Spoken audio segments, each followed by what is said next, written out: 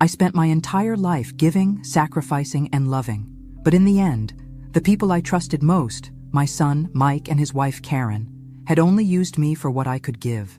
As I lay here, facing the end of my life, I can't help but think, I let them take everything from me, but not anymore. It's time for the world to see what happens when you push someone too far. Stick with me to hear my story. Don't forget to subscribe, and let us know where you're watching from in the comments. I sit here now, my body betraying me more and more each day. At 80 years old, cancer has claimed what little is left of me. The doctors say I have about a year, maybe less. Every breath is harder than the last, and I can feel the weight of time pressing down on me.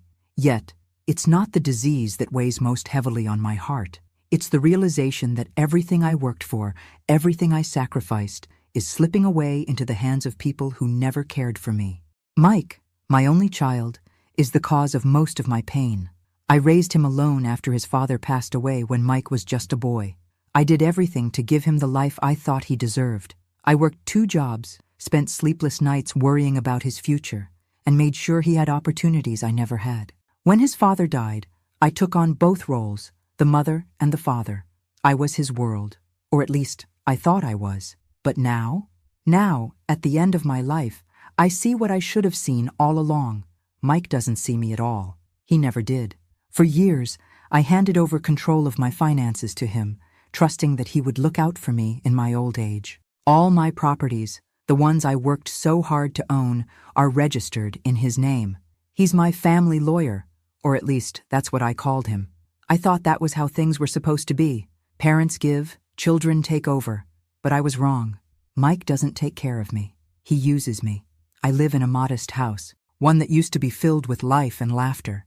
But now, it's just me, fighting the pain and the emptiness of knowing that the very people I gave everything to have turned their backs on me. I can feel it in the way they treat me. They only show up when they want something. A signature here, a check there. A few weeks ago, Mike was asking me to sign something, but I couldn't make out what it was. His eyes darted away when I questioned it. I know better now. Karen, his wife, is no better. She smiles sweetly when she visits, but behind that smile, there's something cold. She's been a master at pretending, at playing the role of the loving daughter-in-law, but I see through it now. She's just like him. They're both using me, and I've let it go on for too long. I always thought that when I reached this point, when I could no longer care for myself, the love of my family would carry me through. I thought Mike would be there, looking after me the way I once looked after him. But now I see the truth. They only care about what I can give them. And when I'm gone, they'll take everything.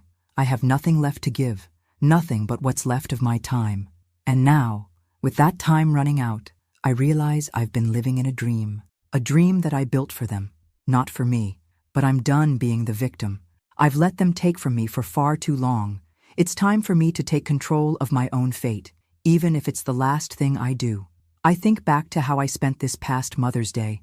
The whole day was meant to be a celebration, but Mike and Karen didn't come. I spent 3 days cooking, preparing everything, only for them to not even show up. When I tried to call Mike, he ignored me.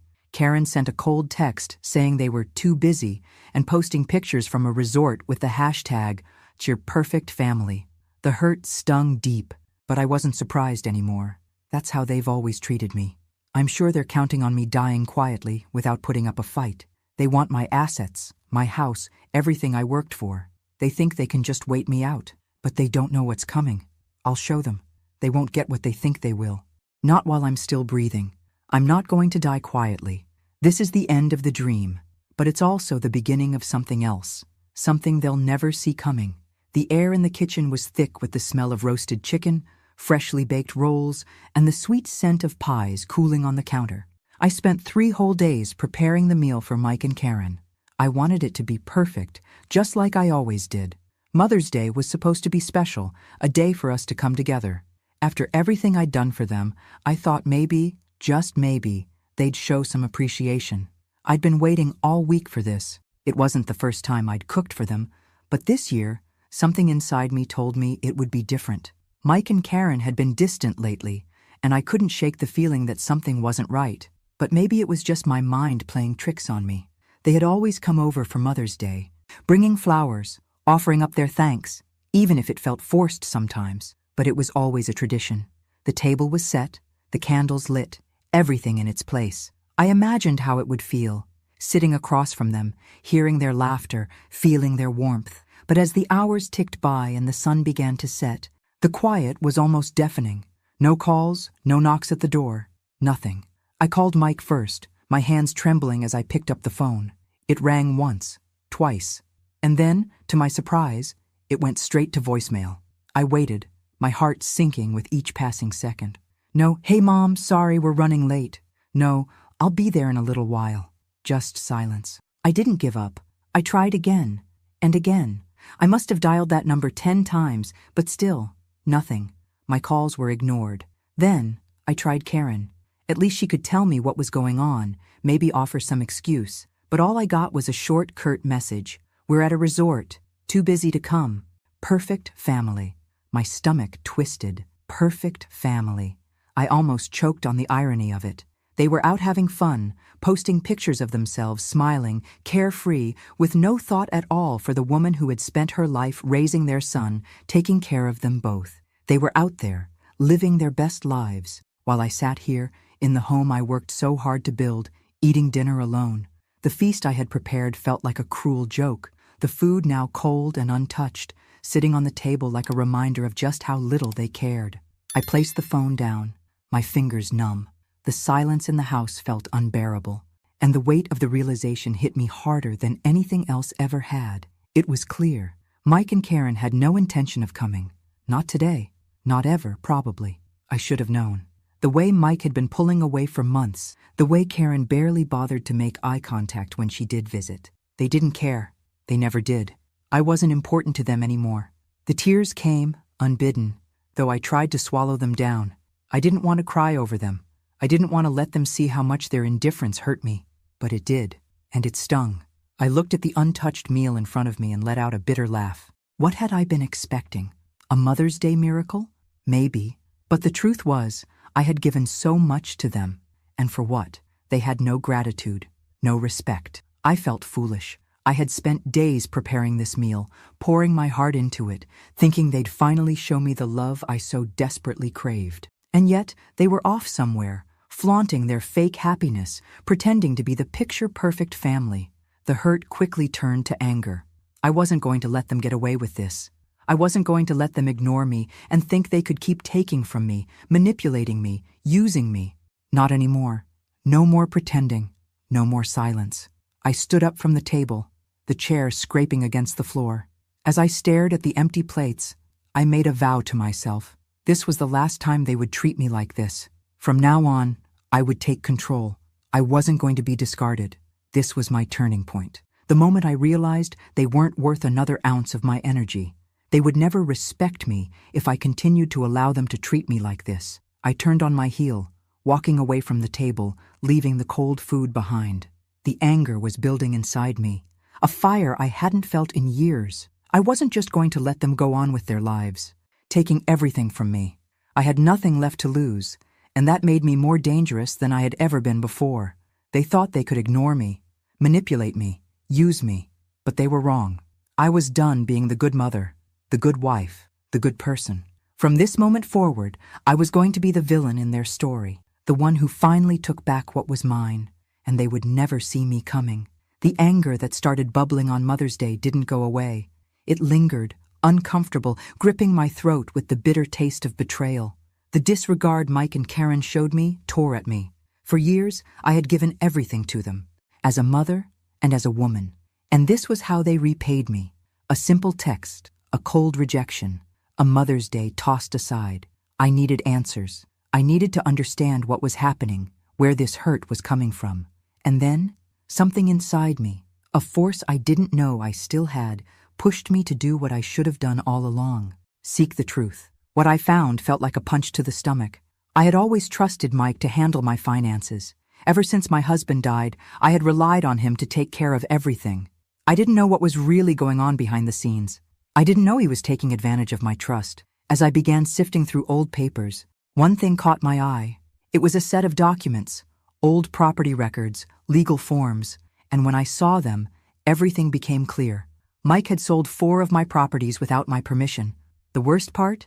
He'd forged my signature on every single document. My own son had stolen from me. I sat back, stunned. My hands were shaking as I stared at the papers in front of me, the ink on those signatures mocking me. How could I have been so blind?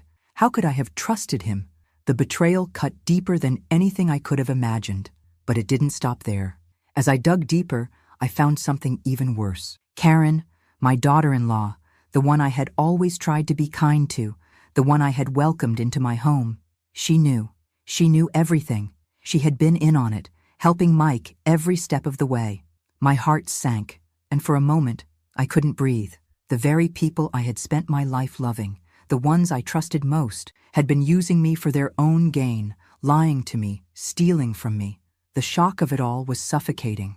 I felt like I was drowning in their deceit. The people I had raised, the people I had nurtured, were no better than strangers who only saw me as a means to an end. I had been so foolish. I had spent my life giving, sacrificing, loving, and they had been taking from me. Everything I had worked for, everything I had built, was slipping through my fingers, and I hadn't even known it. But now I knew. Now the truth was out, and I wasn't going to stand idly by. This betrayal, this final act of manipulation, was the tipping point. I wasn't going to let them get away with it. I would make them regret this. The anger was no longer just a feeling. It was a plan for revenge. I didn't know what was going to happen next, but I knew this. They had no idea what was coming for them. This was just the beginning. I sit here, in the dark, the weight of the truth pressing down on me. All the pain I've felt over the years, all those sleepless nights, all the decisions I sacrificed, the opportunities I let slip away, hit me hard now. Mike and Karen, they've always been my world. I treated them with love, with patience, with the devotion of someone who believes in family. But the truth I found in my hands is something else. I looked at those forged signatures, those papers that Mike and Karen never thought I'd find, and an epiphany hit me like a lightning bolt. For years, I was the good mom, the good wife, the good woman. But why? Where did that get me?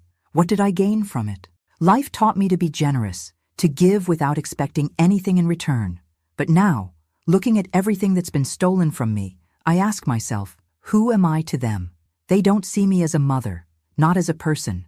They see me as a source of profit, a convenience to be manipulated to the last drop. I looked at myself in the mirror tonight, and for the first time, I saw the woman I really am. Not the woman who always tried to please them. Not the woman who gave, who sacrificed. I saw a tired woman, but also a strong one. Tired of being underestimated. Tired of being seen as weak. The pain was deep. Yes, but the anger was liberating. I spent 50 years being the good one, being the foundation for everyone. And what did I get in return? Lies. Betrayal, falseness. They thought they could use me until the end, but I'm not the woman I used to be. I'm not the woman who kept quiet, who accepted everything in the name of love. Now, the woman I see reflected in that mirror is tired of being a victim. She's tired of being treated as if she has no power. And worst of all, I finally realize the time I have left is precious, but it's also all I need to change this situation. I am no longer a woman at their mercy. I am a woman with a plan, with a strength that even Mike and Karen can't comprehend. It doesn't matter how much time I have left. What matters is what I do with it. And I know exactly what I'm going to do. I will no longer be the victim. I will be the villain. It's funny how easy it is to fool people when they think you're weak. Mike and Karen think they know me. They think I'm slipping, that my mind is going. But what they don't know is that I've been playing them. Every move, every word, every tiny gesture. They don't see me anymore. They see the frail old woman I've let them believe I am. I've spent the past few weeks pretending that I can't remember things, pretending that I'm confused about my own finances. When Mike calls, I fumble with my words, like I can't recall simple details. Karen looks at me with that condescending smile, like she's so pleased with herself for taking care of me.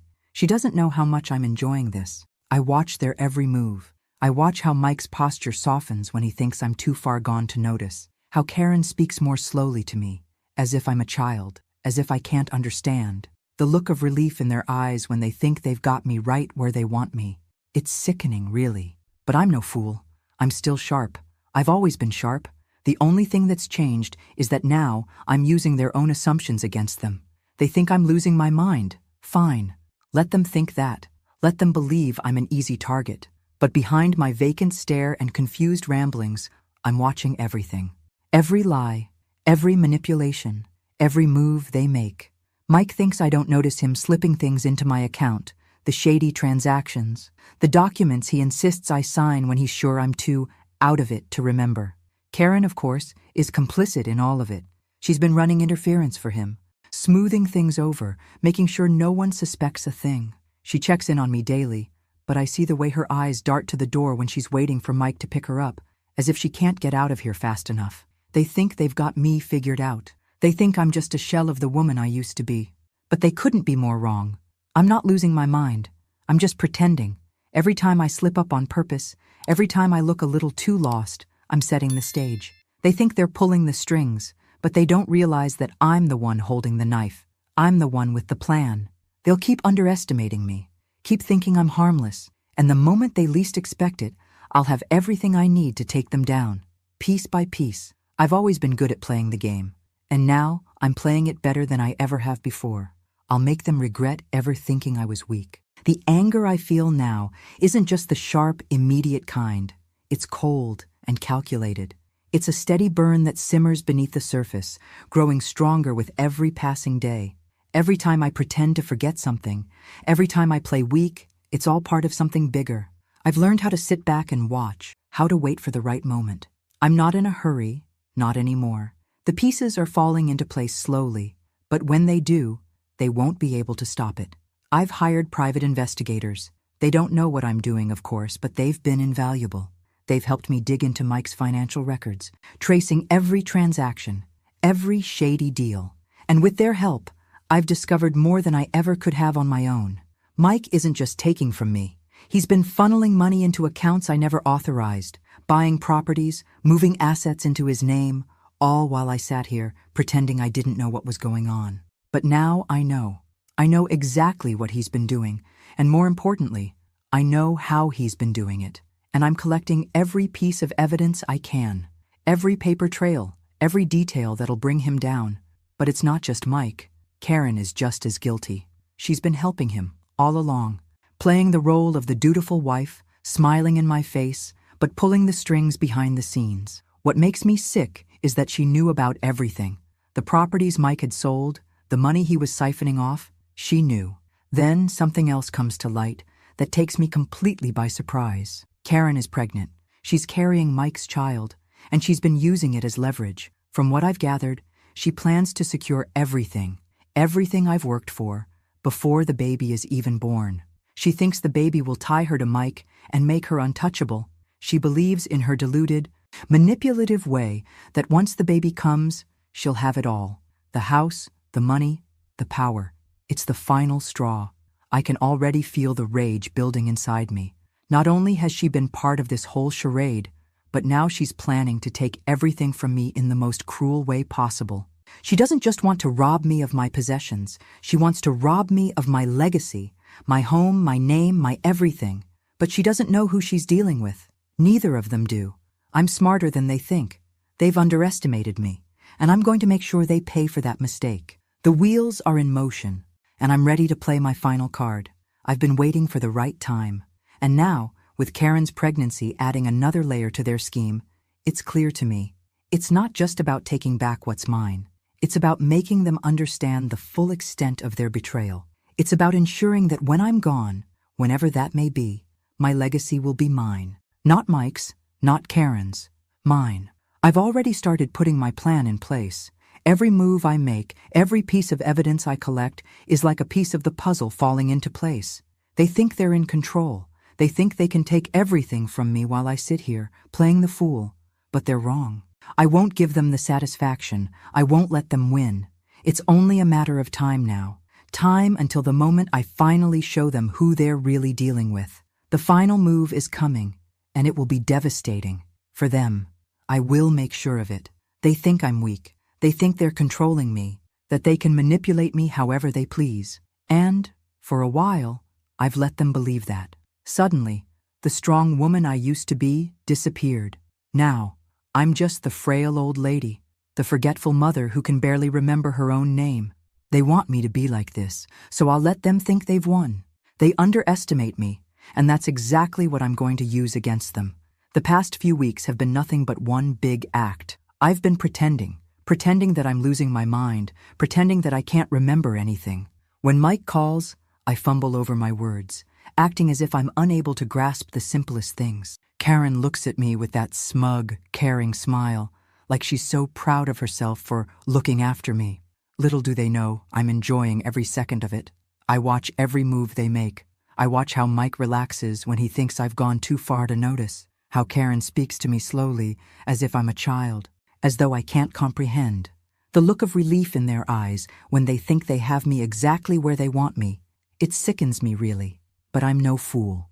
I've always been sharp. I've always been alert. The only thing that's changed is that now I'm using their own assumptions against them. They think I'm losing my mind? Fine. Let them believe that. Let them think I'm an easy target. But behind my vacant stare and confused ramblings, I'm watching everything. Every lie, every manipulation, every move they make. Mike thinks I don't notice him slipping things into my account, the shady transactions, the documents he insists I sign when he's sure I'm too out of it to remember. Karen, of course, is complicit in all of it. She's been running interference for him, smoothing things over, making sure no one suspects a thing. She checks in on me daily, but I see the way her eyes dart to the door when she's waiting for Mike to pick her up, as if she can't get out of here fast enough. They think they've got me figured out. They think I'm just a shell of the woman I used to be. But they couldn't be more wrong. I'm not losing my mind. I'm pretending. Every time I slip up on purpose, every time I act a little too lost, I'm setting the stage. They think they're pulling the strings, but they don't realize that I'm the one holding the knife. I'm the one with the plan. They'll keep underestimating me, keep thinking I'm harmless, and the moment they least expect it, I'll have everything I need to take them down, piece by piece. I've always been good at playing the game, and now I'm playing it better than I ever have before. I'll make them regret ever thinking I was weak. It's strange how people let their guard down when they think they're in control.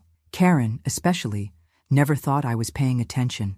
She thought I was too weak, too far gone to notice what she was really up to. But she underestimated me in the worst way. It was late one evening when it happened. Mike wasn't home, and Karen had come by to check on me, her usual act of pretending to be the doting daughter-in-law. She never really cared, of course. She was just playing her part. But tonight, she was a little too comfortable, a little too eager to talk. I'd been waiting for this moment. For weeks, I'd been setting the stage, pretending to be fragile, pretending to forget things, while quietly collecting every scrap of evidence I could. I knew she'd slip up eventually. And sure enough, tonight, she did. She started talking, and I let her. At first, it was just small talk, the kind of thing I'd let her ramble on about so she didn't suspect anything. But then, as the conversation drifted, she got careless. She mentioned how everything will be easier once you're gone, how she and Mike had a plan in place. And that's when it happened. She didn't know it, but she had just sealed her own fate. I stood in the doorway, pretending to listen as she spoke. The camera I had hidden in the room was recording every word, every breath she took, every little detail was being captured. And then she said it, the thing I needed to hear. I've been thinking, Karen, she said, her voice dropping to a whisper. It'll be easier for both of us if she just doesn't make it. I mean, she's already so frail, right? If we can just speed things along, no one will suspect a thing. Once she's gone, Mike will inherit everything. The house, the money, we'll have everything we need. My blood ran cold as I listened. My hands, clenched into fists, shook with a mixture of rage and satisfaction. This was the moment I had been waiting for. This confession, this treacherous, disgusting plan of hers was all I needed.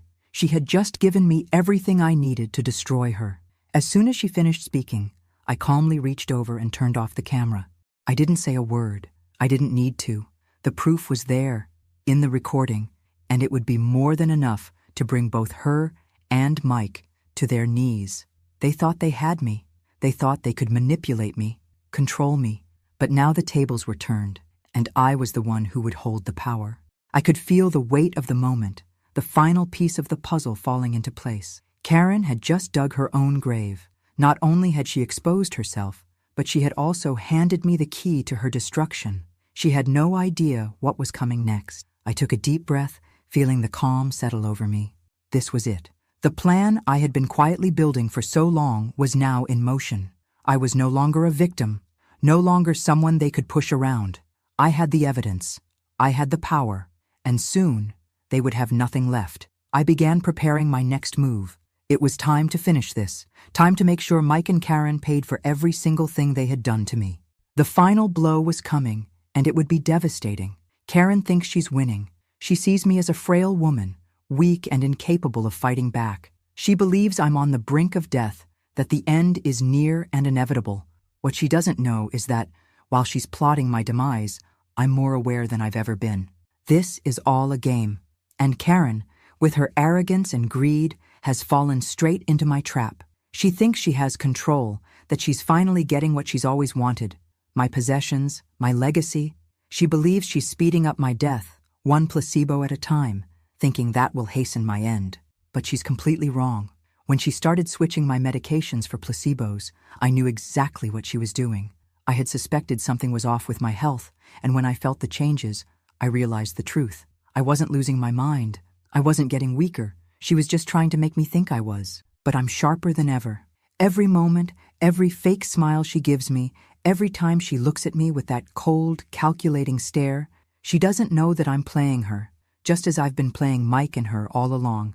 I let her believe she's winning. I play the role of the confused, forgetful old woman. I make her think she's outsmarted me. She smiles every time I seem too weak to notice her manipulation.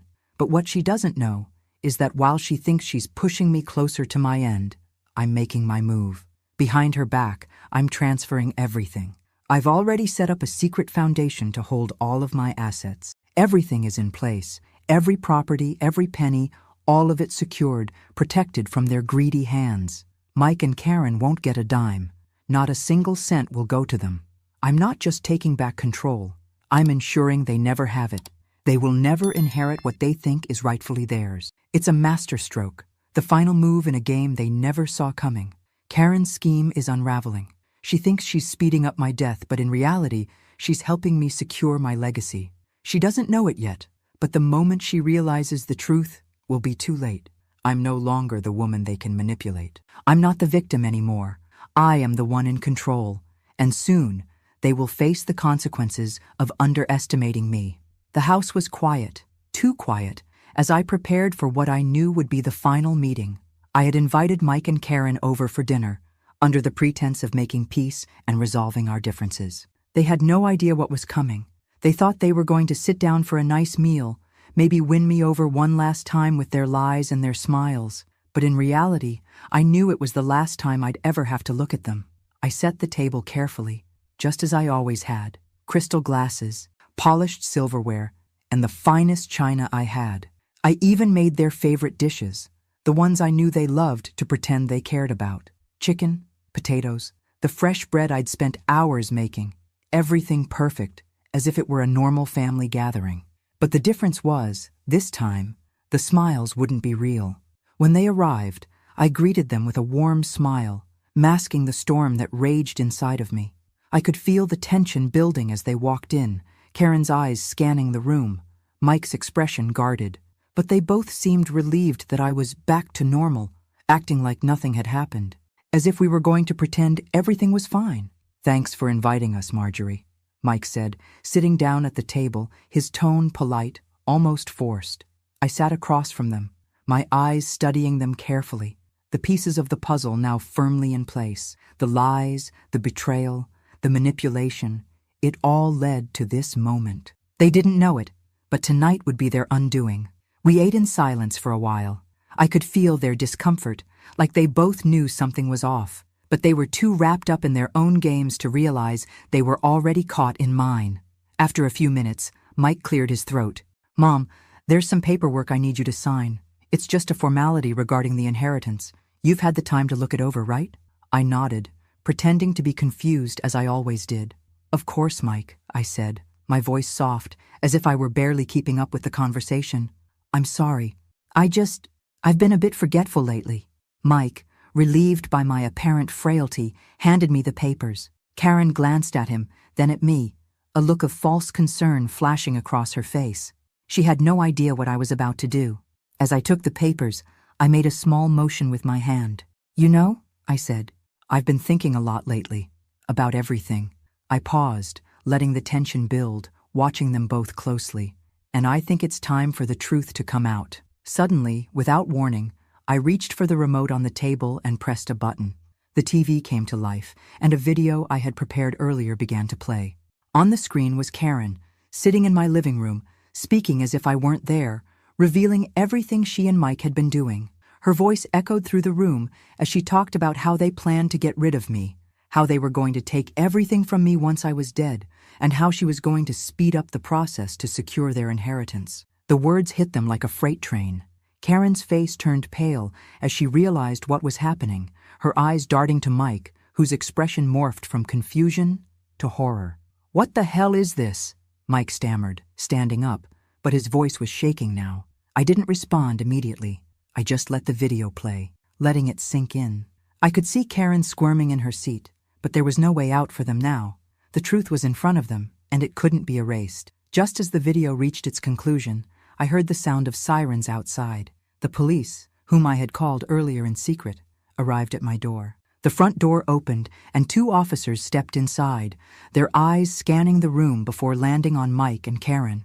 "You're both under arrest for fraud, theft, and conspiracy to commit murder," one of the officers announced, his voice firm and authoritative. "Anything you say can and will be used against you in a court of law." Mike and Karen stood frozen, the weight of their actions crashing down on them. Their plan, their lies, their manipulation, all of it had led to this moment. They had underestimated me, and now they were going to pay for it. As the officers handcuffed them and began leading them out of the house, I stayed seated, watching them go. There was no satisfaction in it, no joy. It was just the end of something that had to happen. They had destroyed any chance of redemption when they chose greed over love, when they chose betrayal over trust. As the door slammed shut behind them, I allowed myself a small breath of relief. It was done. They wouldn't get a single thing. They wouldn't get away with what they'd done to me. And for the first time in my life, I finally felt free. I leaned back in my chair, a sense of calm settling over me. I had won, and they would never take anything from me again. The room felt heavier now, the air thick with the weight of what was about to happen. Mike and Karen stood there, frozen in disbelief as they absorbed the full impact of the truth I had just laid before them. They had no idea how deep they had dug themselves, how thoroughly I had been watching, how thoroughly I had been planning. The video, the documents, the recordings, it was all there, irrefutable, undeniable. I had watched their faces change as the pieces of their lies crumbled, each second of the video confirming everything they had tried so desperately to hide. Their guilt was written all over their faces, and yet they tried. They tried to justify their actions, to make excuses for everything they had done. But their words fell flat. "Mom," Mike stammered, his voice shaking, "you don't understand. This isn't what it looks like. We were just trying to..."